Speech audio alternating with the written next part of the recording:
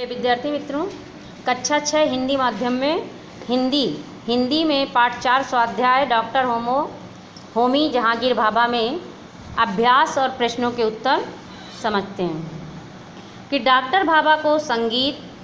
प्रश्न नंबर 1 है कि डॉक्टर भाभा को संगीत से प्रेम कैसे हो गया।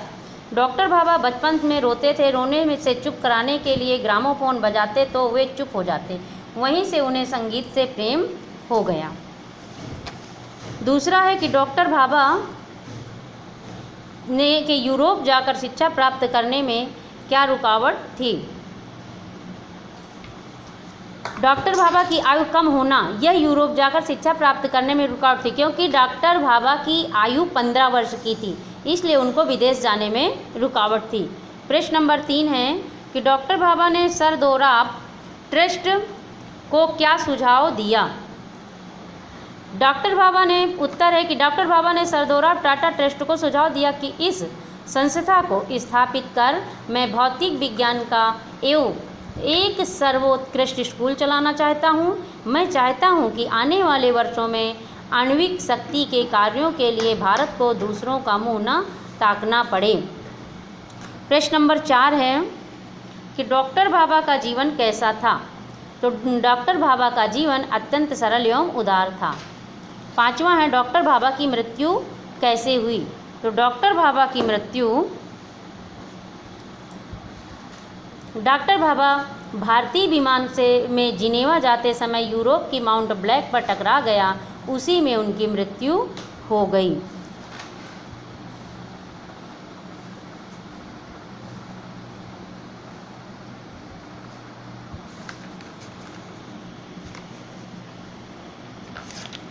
स्वाध्याय में पहला प्रश्न है कि पहला अणुबम किस शहर में गिराया गया।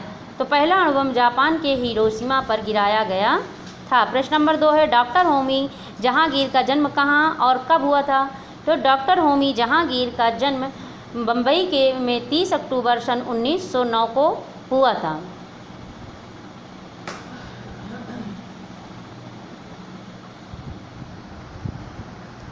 प्रश्न नंबर 3 डॉक्टर भाभा को रॉयल सोसाइटी ऑफ लंदन का फेलो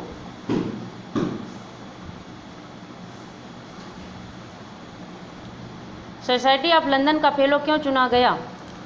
तो डॉक्टर भाभा कॉस्मिक किरणों के अनुसंधान के फलस्वरूप लंदन की रॉयल सोसाइटी का फेलो चुना गया था।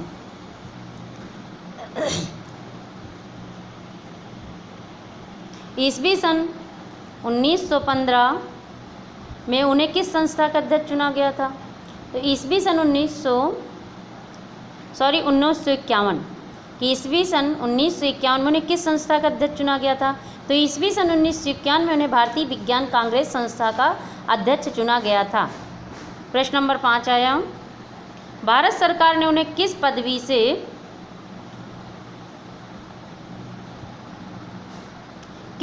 से अलंकृत किया था। तो भारत सरकार ने पद्म भूषण पदवी से अलंकृत किया था।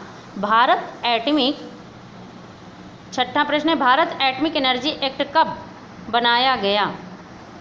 तो भारत एटॉमिक एनर्जी एक्ट सन 1948 में बनाया गया।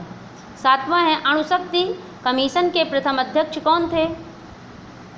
उत्तर है कि अणुशक्ति कमीशन के प्रथम अध्यक्ष डॉक्टर होमी जहांगीर भाभा थे। सूचना अनुसार लिखिए पाठ में आए हुए चहल पहल धीरे धीरे जैसे 4-5 शब्दों को खोज करके लिखना है। यहाँ 2 वाक्यों के बीच और परंतु फिर भी जैसे शब्दों का प्रयोग एक साथ सार्थक पैराग्राफ में करना है। अभी यहाँ शब्दकोश के क्रम में लिखना है कि सहसा प्रभात, सहसा दृश्य, मस्तिष्क, लाचार, कान, काल, नगर, वरदान, चमत्कार, रोग।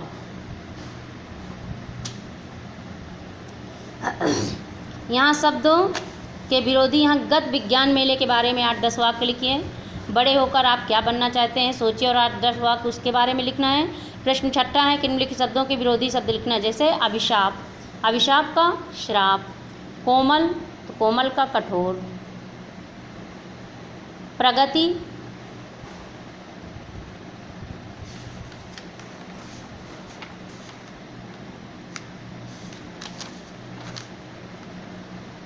तो अधोगति, उत्तीर्ण, अनुत्तीर्ण, सफलता, असफलता, निष्फलता, मृत्यु, जीवन। समानार्थी शब्द हैं। समानार्थी शब्द में प्रभात, तो प्रभात का भोर, सुबह और उषा काल भी होता है। सूरज का सूर्य, भास्कर, प्रभाकर, भानु, दिवाकर। माता का माँ, जननी। आकाश का अंबर, नभ, गगन।